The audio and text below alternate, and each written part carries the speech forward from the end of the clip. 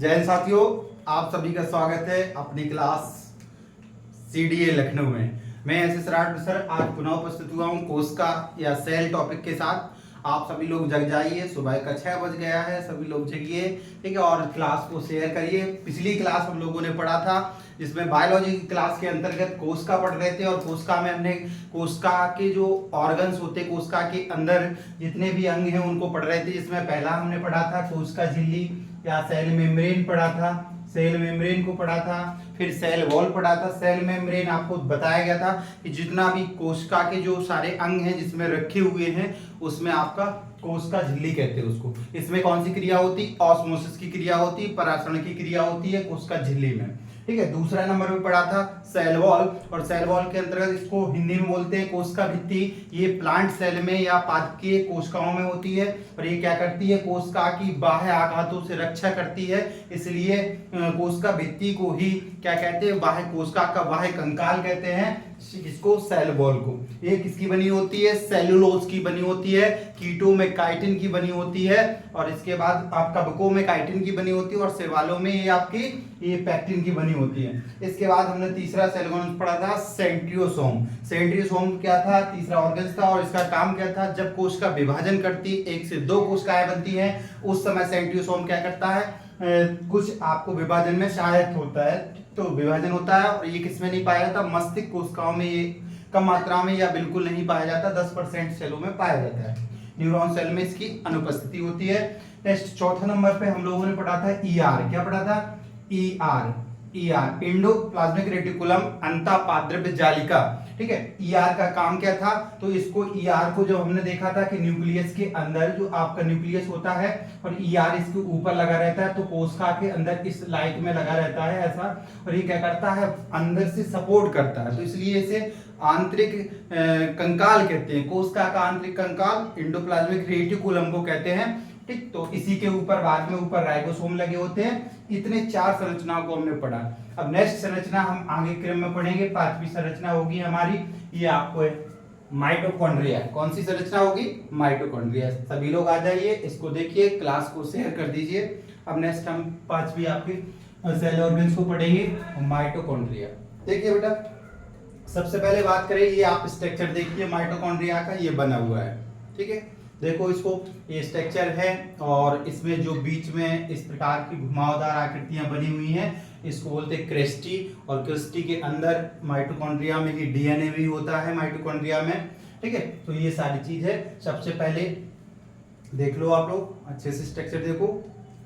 चलिए अब देखते हैं नेक्स्ट हमारा जो 5वां जो आता है माइटोकॉन्ड्रिया। तो माइटोकॉन्ड्रिया की खोज जो है की किसने की थी? माइटोकॉन्ड्रिया में माइटोकॉन्ड्रिया की खोज, इसको हिंदी में बोलते हैं सूत्र कणिका। माइटोकॉन्ड्रिया को हिंदी में बोलते हैं सूत्र कणिका। इसकी खोज कॉलीकर ने की थी। कब की थी? 1880 ईस्वी में, ठीक है।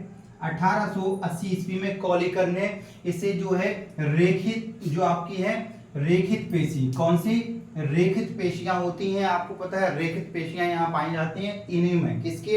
इन्होंने कीट के रेखित पेशी में, जो कीट थे, कीट पतंगे, उनकी रेखित पेशी में सबसे पहले माइटोकॉन्ड्रिया को देखा। किसने? कॉलीकर ने। बाद में फिर क्या होता? अल्टमान और फ्लेमिंग आते हैं, एंड फ्लेमिंग। कौन आते हैं? फ्लेमिंग। अल्टमान और फ्लेमिंग ने उसके बारे में जो है माइटोकॉन्ड्रिया की बाद में सर्च की। पहले रेखित पेशियों में कॉलीकर ने कीटों में देख लिया था, लेकिन ह्यूमन बॉडी में अल्टमैन और फ्लेमिंग ने। किसमें? मानव शरीर में, ठीक है, मानव शरीर में, ठीक है। सबसे पहले मानव शरीर में पूछा जाए, क्वेश्चन बनेगा सर्वप्रथम जो है कीटों में, या सर्वप्रथम माइटोकॉन्ड्रिया की खोज किसने की? तो ये कॉलीकर ने। किसमें? कीटों की रेखित पेशी में। किसकी? कीटों की, ठीक है। तो कीटों की रेखित पेशी में की।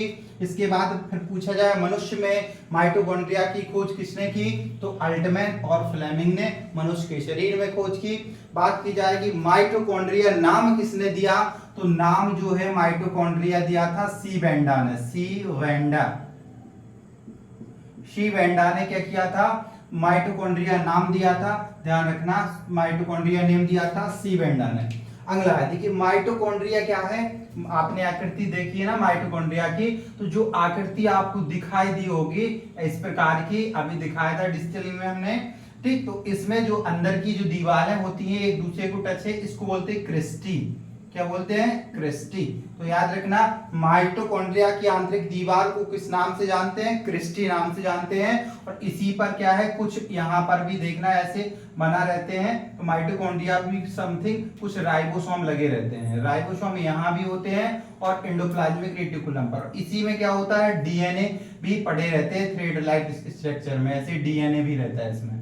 ठीक है, इतनी चीजें माइटोकॉन्ड्रिया के अंतर्गत रहती हैं इसमें। अब देखिए यहाँ पर माइटोकॉन्ड्रिया काम क्या करता है?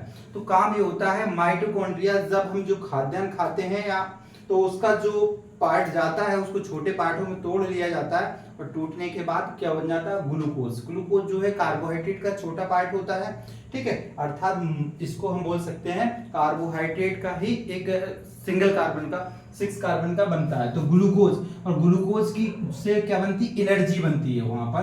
तो यहाँ पर एक क्रिया होती, श्वसन की क्रिया। माइटोकॉन्ड्रिया में कौन सी क्रिया होती? श्वसन की क्रिया। और इसे बोलते क्रेब्स चक्र। क्या बोलते हैं? क्रेब्स चक्र या क्रेब्स साइकिल। ठीक, इसको क्रेब्स चक्र या क्रेब्स साइकिल क्यों कहते हैं? क्योंकि एक वैज्ञानिक थे स्टेफन क्रेब्स, उन्होंने ही इस क्रिया की खोज की थी, इसलिए इसे क्रेब्स साइकिल के नाम से जानते हैं। और इस साइकिल में होता क्या है, तो जो ग्लूकोज होता है C6H12O6 ग्लूकोज, और साथ में ही इसके साथ में क्या लगता है? ग्लूकोज के साथ में ऑक्सीजन आती है। ये दोनों मिलकर के क्रिया करके बनाते क्या है? तो यहाँ पर आपके CO2 बनती है प्लस वाटर निकलता है H2O प्लस 38 ATP। क्या होता है? Plus 38 ATP। ठीक, एनर्जी होती है, ये क्या होती? ऊर्जा होती है, एनर्जी। 38 ATP ऊर्जा मिलती है। अब इसकी बैलेंस ही बनाना है तुम्हें, तो यहाँ 6 का मल्टीप्लाई करोगे, 6 का मल्टीप्लाई, ये आपका रिएक्शन में 6 कार्बन यहाँ हो जाएंगी और 12 6 यहाँ हो जाएगा।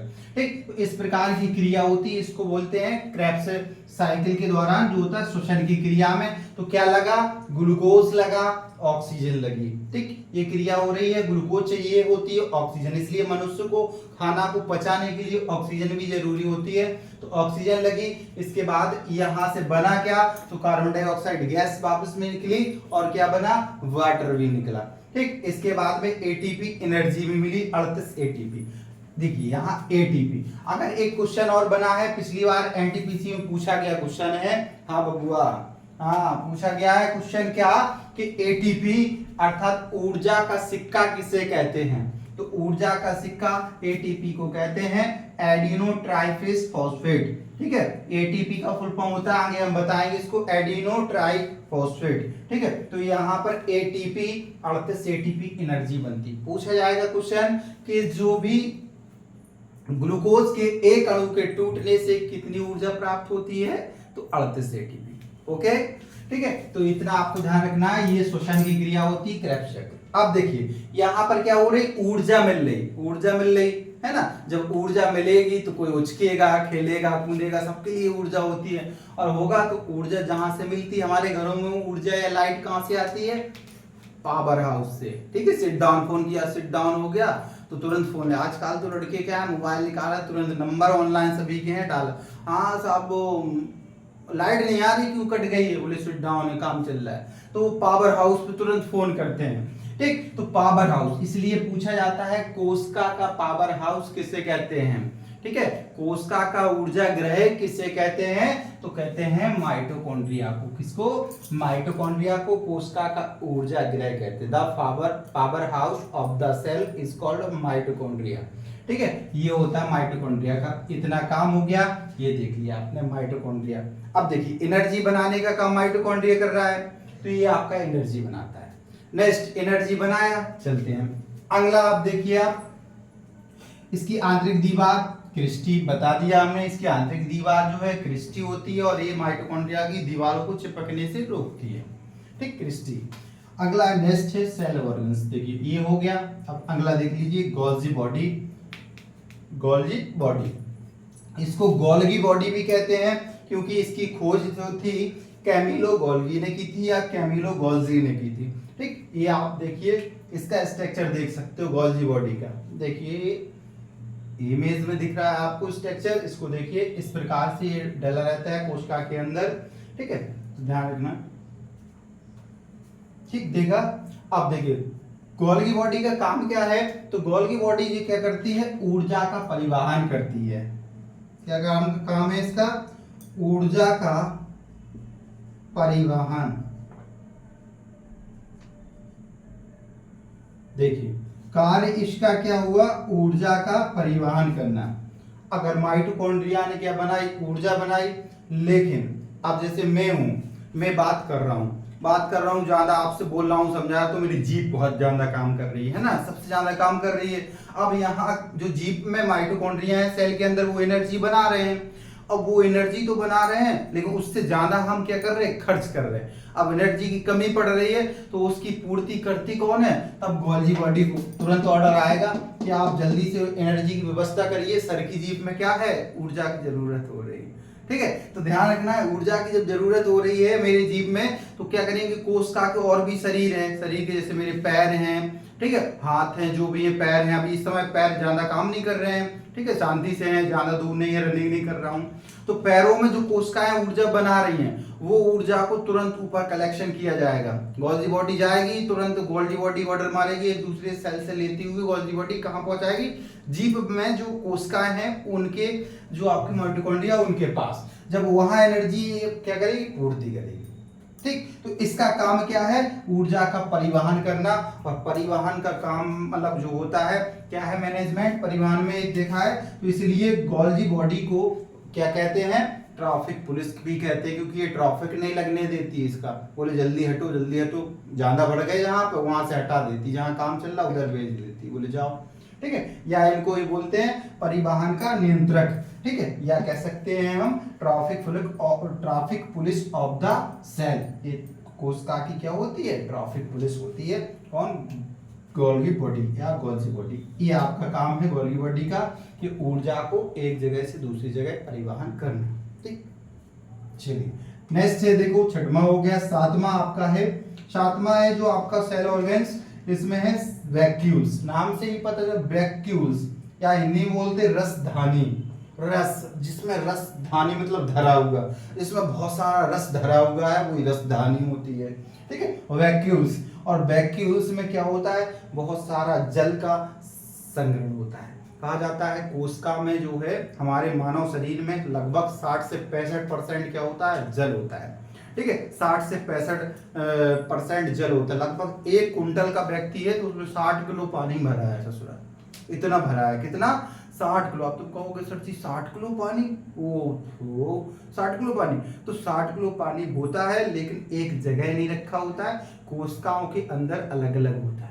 ठीक है, अलग अलग कोशिका में होता है, और वही पानी आपका क्या है, 60 किलो। और जब कोशिका कार्य करना बंद कर देती है और उससे ऑक्सीजन हट जाती है, तो वो भारी हो जाता, पानी ही पानी रह जाता, तो और भारी हो जाता, मरने के बाद व्यक्ति और भारी हो जाता है ना। तो यही कंडीशन है। ठीक, जब तक उसमें हवा रहती, तो हवा के साथ पानी का जो है ज्यादा द्रव्यमान नहीं होता है। ठीक, तो इसी में देखेंगे हम रसधानी या जल संग्रह, इसका काम ही है, वैक्यूल्स का काम क्या है, रसधानी। ये किस में होता है, देखिए रसधानी जो होती है, ये जंतु कोशिका और पादप कोशिका दोनों में होती, लेकिन जंतु कोशिकाओं में ये छोटी साइज की होती है, बिल्कुल छोटी होती है, क्योंकि जंतु कोशिका में जो खाना है, ठीक है, तो ग्लाइकोजन के रूप में थोड़ा थोड़ा जमा होता है, जबकि पादप कोशिकाओं में बहुत सारा जमा हो जाता है। जैसे तुमने देखा होगा, अगर जैसे मूली की जड़ है तो उसके जड़ में संग्रहित हो जाता है, ठीक है, या किसी के स्टेम में, या फल भी है तो फल की कोशिकाओं में, तो वहां पर क्या होती है, वैक्यूल्स बहुत बड़ा होता है। तो ये आप कह सकते हो वैक्यूल्स या रसधानी किसमें बड़ी होती है, पादप कोशिकाओं में। किसमें छोटी होती है, जंतु कोशिका में। ठीक है, तो ये आपकी क्या है, आपका सातवां जो सेल ऑर्गन्स हो गया, वैक्यूल्स। ठीक, तो ध्यान रखना, इसका काम हुआ क्या, ऊर्जा को बनाना, किससे, ग्लूकोज से, और अड़ते एटीपी का निर्माण करना, किसके द्वारा, क्रेब्स चक्र के द्वारा। ठीक, इसका काम क्या है, जब ऊर्जा का परिवहन करना और अतिरिक्त ऊर्जा आ जाए या अतिरिक्त खाद्यान्न आ जाए, उसको संग्रहित करना वैक्यूल्स का कार्य है। ठीक है, तो ये आपको ध्यान रखना। अब आगे आपका नया देखते हैं, आगे देखते हैं आपका राइबोसोम।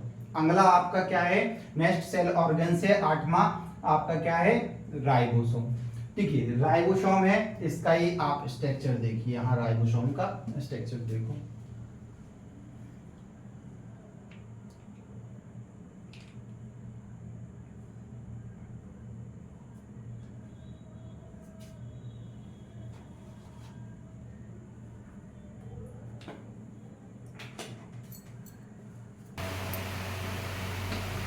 अगला सेल ऑर्गेन्स है राइबोसोम। ठीक है, कौन सा है? राइबोसोम। ध्यान रखना, ये देखिए स्ट्रक्चर देख लो आप, राइबोसोम का स्ट्रक्चर होता है। ठीक है, ये जनरली जो होता है आपका एंडोप्लाज्मिक रेटिकुलम के ऊपर लगा रहता है, छोटा सा। ठीक, चलिए आप देखते हैं। ठीक है, राइबोसोम का काम क्या है? आपको बताया गया है कि जो राइबोसोम इस प्रकार का होता है ऐसे। ठीक है, इसके अंदर जो है आरएनए होता है, आरएनए। ठीक है, आरएनए होता है और इसका काम क्या होता है? ये प्रोटीन संश्लेषण करता है। ठीक है, वेरी इंपॉर्टेंट है। राइबोसोम का काम क्या है? प्रोटीन संश्लेषण करना या प्रोटीन सिंथेसिस की क्रिया, क्योंकि प्रोटीन के बनने की क्रिया को प्रोटीन सिंथेसिस कहते हैं और ये आरएनए से प्रोटीन का निर्माण करता है। बात की जाएगी राइबोसोम का, जब भी प्रोटीन की जरूरत होती है तो राइबोसोम को ऑर्डर मिलता है और ये प्रोटीन बनाती है। राइबोसोम दो प्रकार का होता है। ठीक है, राइबोसोम क्या होता है? दो प्रकार का होता है, एक 70S, ठीक है, और एक 80S। ये यूनिट है S। ठीक है, ध्यान रखना, 70S। अब एक बार क्वेश्चन पूछा गया है सुपर टेट में, सुपर टेट में क्वेश्चन क्या आया था? 70S प्रकार के राइबोसोम का निर्माण किस किस यूनिट्स के मिलने से होता है? तो ध्यान रखना, 70S प्रकार का जो बनता है तो इसको बनाते हैं कैसे? 30S plus 50S। देखिए अब ये बन गया। अब आप कहोगे सर जी 30 और 50 तो ये आपको मिलकर के कितना हो रहा है? 30 और 50 मिलकर के ये आपका होगा 80, लेकिन आप कह रहे हो सर 70। तो देखिए बेटा, इसमें क्या होता है? राइबोसोम का जब निर्माण ऐसा होता है तो उसका एक पार्ट जो है आपका एक दूसरे के अंदर इंटर कर जाता है। ठीक, दूसरा पार्ट ऐसे बना होता है, ऐसे। अब मान लो ये भाग यहाँ से इस यूनिट को नाप लिया गया, ये 30S की हो गई है और ये आपकी 50S की, यहाँ से यहाँ तक नाप ली गई तो 50S। अब ये दोनों एक दूसरे के साथ जब ये कंजेस्ट हो जाते हैं तो एक दूसरे से इतना पार्ट इसका इसके अंदर इंटर कर जाता है। इस कारण से जो राइबोसोम होते हैं ना 70S में, तो इसकी यूनिट बनती है 30 प्लस 50। ठीक, और जो 80S बनता है उसका होता है 40 प्लस 60S। ठीक, तो ये आपका क्या होता है? 40 और 60 मिलके 80 बनाते हैं, 30 और 50 मिलके 70 बनाते हैं। इस प्रकार से राइबोसोम बनता है। ठीक, राइबोसोम ये हो गया। इसकी खोज आपके पैलाडे ने किए थे, साइंटिस्ट थे पैलाडे। राइबोसोम के जो खोज की गई है पैलाडे द्वारा किया गया। और किया किसमें गया? तो ध्यान रखना, राइबोसोम की खोज जो है उल्लू की कोशिकाएं होती है उसी में किया गया था, ध्यान रखना। तो यहाँ पर पैलाडे ने इसकी खोज की। बात करेंगे राइबोसोम 70S प्रकार का, तो ये पाया जाता है किसमें? प्रोकैरियोटिक कोशिकाओं में। ठीक है, प्रोकैरियोटिक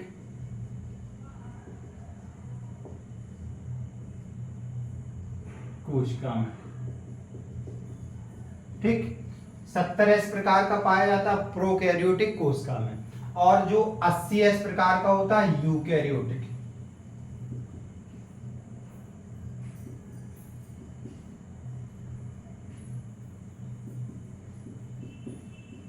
अब देखिए, अब प्रोकैरियोटिक और यूकैरियोटिक दो कोशिकाएं हैं। ये हम अगले पार्ट में, जो पार्ट 3 आएगा कोशिका का, उसमें हम आपको बताएंगे कि क्या प्रोकैरियोटिक कोशिकाएं होती हैं, क्या यूकैरियोटिक। ठीक है, जैसे कि आपका ब्लू ग्रेन एलगी हुई, ठीक है, और आपका पैरामीशियम हुआ, ये सब में प्रोकैरियोटिक टाइप की कोशिकाएं होती हैं। और जो हम लोग हैं, हमारी बॉडी में कोशिकाएं हैं, वो सब यूकैरियोटिक में आती हैं। इसमें सारे ऑर्गन्स डेवलप हो जाते हैं। ठीक है, उसके बारे में हम अगले वीडियो में आपको बताएंगे। ठीक है, तो ये राइबोसोम जो है इसकी खोज की पैलाडे ने। इसका काम क्या है? तो राइबोसोम का काम क्या है? प्रोटीन का निर्माण। ठीक है, इसका कार्य क्या है? कार्य है प्रोटीन का निर्माण। ठीक है, क्या है? प्रोटीन का निर्माण करना। ठीक, प्रोटीन का निर्माण करना किसका काम है? राइबोसोम का काम है। और ये दो प्रकार का होता है, 70S और 80S दोनों का लिख दिया। ये आपका क्या हुआ? राइबोसोम हुआ। ये आपको बता ही दिया, ये क्वेश्चन बना हुआ था। इस प्रकार से इंटर कर जाता है, इसलिए इसकी यूनिट घट जाती है 10। यहाँ भी आपका 40 और 60 मिलके 100 हो रहा है, लेकिन 80 बोलते 20 कट जाता है। ठीक, नेक्स्ट है आपका अगला। अगला क्या है? नेक्स्ट सेल ऑर्गन से देखो, राइबोसोम हो गया, इसने प्रोटीन बना दिया। प्रोटीन राइबोसोम में बन रहा है, ऊर्जा कहाँ बन रही है? माइटोकॉन्ड्रिया में। ऊर्जा की कमी हो गई, और जब ऊर्जा की कमी हो जाती तो बैटरी डाउन होने लगती है। है ना। और बैटरी जब डाउन हो जाती है तुरंत क्या गोल्डी बॉडी आती है, बोले क्या है इधर की बैटरी डाउन हो रही, सर बोल रहे तब ऐसे बोलने लगेंगे बैटरी डाउन होगी, तुरंत क्या है गोल्डी बॉडी एनर्जी लेके आएगी और देगी, फटाक से आवाज सर की फिर से माइक बढ़ जाएगा, है ना। तो ध्यान रखना ये काम रहा इसका। और राइबोसोम में क्या है प्रोटीन जब क्या बनाते बनाते जैसे थक जाएंगे, कमजोरी होगी, शुगर होगा, ऐसे होगा, पतले बिल्कुल होते जा रहे हैं और प्रोटीन की कमी हो रही, तो ये क्या करेगा, ये प्रोटीन बनाएगा, लेकिन उसके लिए क्या चाहिए, मिनरल्स वगैरह बॉडी को देना होगा, विटामिन देने होंगे, तब ये बना पाएगा। ठीक है, तो न्यूट्रिशन अच्छा देना होगा तब फिर से ये बना देगा। ठीक, अगला है नेक्स्ट है आपका सेल ऑर्गेन्स, आपका प्लास्टिड। ठीक है, कौन सा है, प्लास्टिड। प्लास्टिड को बोलते हैं हिंदी में लवक। ठीक, लवक होता है या प्लास्टिड होता है। प्लास्टिड जो है जनरली प्लांट सेल में ही पाए जाते हैं या पादप कोशिकाओं में पाए जाते हैं, यह जंतु कोशिकाओं में नहीं पाए जाते हैं। ठीक, इसकी खोज की थी अर्नेस्ट हैकेल ने की थी। ठीक, प्लांट सेल की खोज किसने की, सॉरी लवक की खोज किसने की, अर्नेस्ट हैकेल ने की। लवक की खोज अर्नेस्ट हैकेल ने की। अब देखिए प्लास्टिड जो होते हैं जनरली 3 टाइप के होते हैं, 3 प्रकार के होते हैं। प्लास्टिड 3 प्रकार के होते हैं। नंबर 1 होता है ल्यूकोप्लास्ट, इसे हिंदी में बोलते हैं आवर्णी लवक।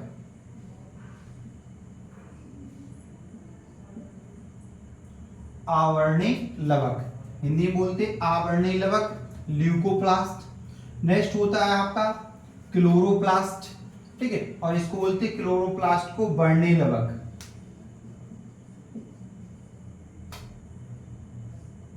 वर्णी लवक। और एक होता है क्रोमोप्लास्ट। ठीक है, ये वर्णी लवक यहां से हटके ये होगा हरित लवक, हिंदी में हरित बोलते हैं इसको। ठीक, हरित लवक ये हो गया वर्णी लवक। देखिए ल्यूकोप्लास्ट आवर्णी लवक, जिसमें कोई वर्ण, वर्ण मतलब कलर, रंग, वर्ण मतलब होता है रंग या कलर। ठीक है, जिसमें कोई कलर नहीं है वो क्या है, आवर्णी लवक है। ठीक, अर्थात जिसमें कोशिकाएं मात्र ऐसी स्थिति में होंगी जो किसी कलर के लिए होंगी, कलरफुल। जैसे कि प्लांट सेल में देखते हैं जड़ों को, जड़ जो होती है उसमें मोस्टली प्लांटों की जड़ों में कोई रंग नहीं होता, व्हाइट कलर की होती है। जैसे मूली देखो, सरसों की जड़ देखो, उनमें कोई लवण नहीं होता, क्योंकि वो भूमि के अंदर होती है और उनमें आवर्णी लवक पाया जाता है। ठीक है, तो जो आपका ज्यादातर प्लांट में किसमें, जड़ों में पाया जाता है, याद रखना किसमें, जड़ों में पाया जाता है ल्यूकोप्लास्ट, वेरी इंपोर्टेंट। ठीक, तो ल्यूकोप्लास्ट किसमें, जड़ों में पाया जाता है। नेक्स्ट है आपका क्लोरोप्लास्ट। क्लोरोप्लास्ट देखिए एक अपने आप में बहुत बड़ी संरचना, और जब हम आपको बॉटनी पढ़ाएंगे वहां इसे अच्छे से पढ़ाएंगे। क्लोरोप्लास्ट को हिंदी में बोलते हैं हरित लवक, और इसकी खोज शिम्पर नामक वैज्ञानिक ने की थी। शिम्पर नामक वैज्ञानिक ने क्लोरोप्लास्ट की खोज की, हरित लवक की। और यह है, आपको पता ही है, ज्यादातर जो हरी पत्तियां होती हैं उनमें, और जो हरे कलर के स्टेम या तना होते हैं उनमें भी पाए जाते हैं हरित लवक। और हरित लवक में आपको पता है एक क्रिया होती है क्या, प्रकाश संश्लेषण की क्रिया, अर्थात फोटोसिंथेसिस रिएक्शन।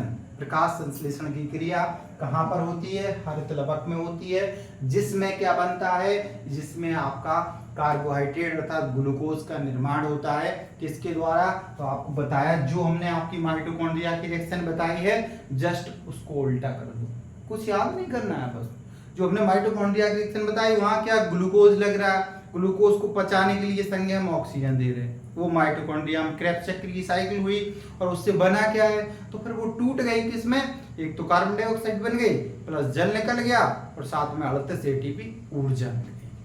वहां देखिए क्या है, वहां ऊर्जा निकल रही है, यहाँ ऊर्जा लगेगी।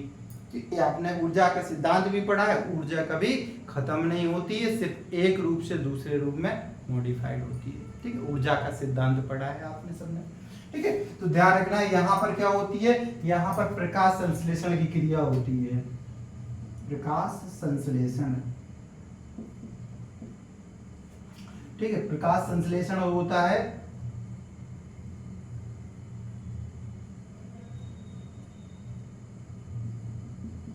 ठीक, फोटोसिंथेसिस बोलते हैं, क्या बोलते हैं, फोटोसिंथेसिस। फोटोसिंथेसिस की क्रिया में क्या होता है, देखिए इसमें क्या है, एक तो आपको चाहिए क्या होती है इस क्रिया के लिए, तो कार्बन डाइऑक्साइड चाहिए होती, प्लस जल H2O। इसमें होता क्या है, सूर्य का प्रकाश लगता है। क्या है, सूर्य का प्रकाश। स्थान कौन सा होता है, तो यही आपका होता है जो वर्णीय लवक में हमने आपको बताया, क्लोरोप्लास्ट। क्लोरोप्लास्ट के अंतर्गत होता है क्लोरोफिल। क्या होता है, क्लोरोफिल। ठीक है, क्लोरोफिल होता है और इसमें सूर्य का प्रकाश होता है। बनता क्या है, ग्लूकोज C6H12O6 प्लस क्या होता है, साथ साथ में निकलती क्या है, ऑक्सीजन गैस रिलीज होती है। ये आपकी फोटोसिंथेसिस की रिएक्शन होती है। इसमें 6 का मल्टीप्लाई कर दो, 6 का गुणांक होता है। ठीक है, इस प्रकार से आपका क्या बन जाता है ये। तो ये देखिए क्लोरोफिल या क्लोरोप्लास्ट। जो क्लोरोप्लास्ट है इसी के अंतर्गत एक छोटी इकाई होती है जिसको क्लोरोफिल कहते हैं, और क्लोरोफिल की भी एक छोटी इकाई होती है जिसको क्वांटासोम कहते हैं। तो पूछा जाए क्लोरोफिल की छोटी इकाई को क्या बोलते हैं, क्वांटासोम। क्या बोलते हैं, क्वांटासोम। ठीक, क्वांटासोम बोलते हैं क्लोरोफिल की छोटी इकाई को। और क्लोरोफिल को कहते हैं रसोई घर, पौधे का रसोई घर इसे कहते हैं, क्लोरोफिल को कहते हैं। क्योंकि रसोई घर में क्या बनता है, खाना बनता है। ठीक है, रसोई घर में खाना बनता है और खाने के लिए क्या क्या जरूरी होता है, नंबर 1 सामग्री, नंबर 2 गैस, इसको जलाते हैं। ठीक है, गैस, और गैस के साथ साथ पानी उसमें मिलाने के लिए खाना बन जाता है। ऐसे ही देखो रसोई घर क्लोरोफिल हो गई, गैस सूर्य का प्रकाश लग गया, ऊष्मा दे रहे हैं। ठीक, साथ साथ में कार्बन डाइऑक्साइड गैस की भाप भी दे रहे हैं, और जल तो लगते ही उसके साथ। जल लगा, खाना पक के तैयार हुआ, खाना पौधे में आया, पौधे से हमने खाया, हमने माइटोकॉन्ड्रिया ने एनर्जी बना दी। ठीक है, तो सारे कॉन्सेप्ट बड़े इजी हैं, इसको सिर्फ समझने की जरूरत है, रटने की बिल्कुल नहीं है। ठीक है, तो ध्यान रखना है। दूसरा आपका है क्लोरोप्लास्ट, या इसको हरित लवक बोलते हैं। इसमें प्रकाशन से ठीक, एक क्वेश्चन बनता है आपका, क्वेश्चन क्या बनता है, प्रकाश संश्लेषण की क्रिया सर्वाधिक किस प्रकाश में होती है, तो आपके लाल प्रकाश में होती है। इसमें होती है लाल प्रकाश में। प्रकाश संश्लेषण की क्रिया सर्वाधिक कहां पर होती है, आपके लाल प्रकाश में होती है, हल्का जो लाल प्रकाश होता है। ठीक, नेक्स्ट है अगला तीसरा ल्यूकोप्लास्ट। ठीक है, जो आपका है अगला जो ल्यूकोप्लास्ट और क्लोरोप्लास्ट और क्रोमोप्लास्ट। अब है क्रोमोप्लास्ट या वर्णीय लवक। वर्ण मतलब कलर, लवक मतलब क्या होता है, ये आपके प्लास्टिड, ये दोनों से वर्णीय लवक बनता है। और वर्णीय लवक क्या है, कलर को डिनोट करता है, रंग को, और रंग निकालेगा इससे। अब देखिए जितने भी प्लांट के जो पार्ट्स होते हैं, प्लांट के पार्ट्स होते हैं, उनमें कलर जहां जहां दिखे, ठीक है, वो सब जगह क्या होगा, आपका क्रोमोप्लास्ट उपस्थित होगा। ठीक है, प्रेजेंट होगा क्या, क्रोमोप्लास्ट कहां पर, जहां कलर दिख रहा है, जैसे कि फ्लावर, फ्लावर हो गया। नेक्स्ट कुछ आपकी कलरफुल लिप्स भी होती, पत्तियां भी होती हैं। ठीक है, और सम जो आपके जो फल होते हैं ना, वो भी कलरफुल होते हैं जब, उनमें भी। तो वहां पर क्या है, सब जगह वर्णीय लवक पाए जाते हैं। और लवक कई प्रकार के होते हैं, जो वर्णीय लवक होते हैं जो अलग अलग कलर को डिनोट करते हैं। जैसे कि क्वेश्चन बनते रहते हैं, जैसे आपको पूछा जाता है टमाटर का लाल रंग किस कारण होता है, टमाटर का लाल रंग किस कारण होता है, तो रेड कलर ऑफ टमाटो होता है लाइकोपिन के कारण। किसके कारण होता है, लाइकोपिन के कारण टमाटर का लाल रंग होता है। ठीक है, कैरी का जो होती है जेंथ्रामिन, कैरी का जेंथ्रामिन होता है। इसमें पपीता का जो येलो कलर होता है, ठीक है, पपीता होता है पपाया, उसका येलो कलर जो होता है किसके कारण, कैरे का जेंथ्रामिन के कारण। पपीता का पीला रंग होता है। ठीक, याद रखना पपीता का पीला रंग। ठीक, नेक्स्ट है कुरकुमिन, कुरकुमिन के कारण हल्दी का पीला रंग होता है। जो हल्दी होती है ना, ये आपकी किसमें, तना में पाई जाती है। हल्दी तना का ही उदाहरण है, स्टेम का, तो वो तना होती है हल्दी, उसमें क्या होता है, कुरकुमिन होता है। नेक्स्ट है बिटरनिन, बिटरनिन जो होता है चुकंदर, चुकंदर का रंग देखा है आपने। ठीक है, तो चुकंदर का रंग होता है बिटरनिन के कारण होता है। और प्याज में जो रंग होता है हल्का सा पिंक, ठीक है, तो प्याज का रंग होता है एंथोसाइनिन के कारण होता है प्याज का रंग। ठीक, और एक होता है गाजर का नारंगी रंग, तो आप कैरोटीन के कारण। ठीक है, नेक्स्ट है क्या, गाजर का नारंगी रंग, कैरोटीन, ये गाजर का रंग करता है। ठीक, ये गाजर का, तो ये आप देख सकते हो इतने सारे रंग है, और भी सारे रंग हमने आपको ये दे रखे हैं। देखिए यहाँ देख लो, ये पूरा है जितना भी है। जैसे मिर्च में हो गया, प्याज में जो होता है किस कारण से गंध आती है, लहसुन की गंध, प्याज की गंध कैसे आपको मुझे है, तो ये आपका है जनरली आप पढ़ सकते हो। बाकी ये जो क्वेश्चन पूछे गए ये लिख रहे हैं आपके।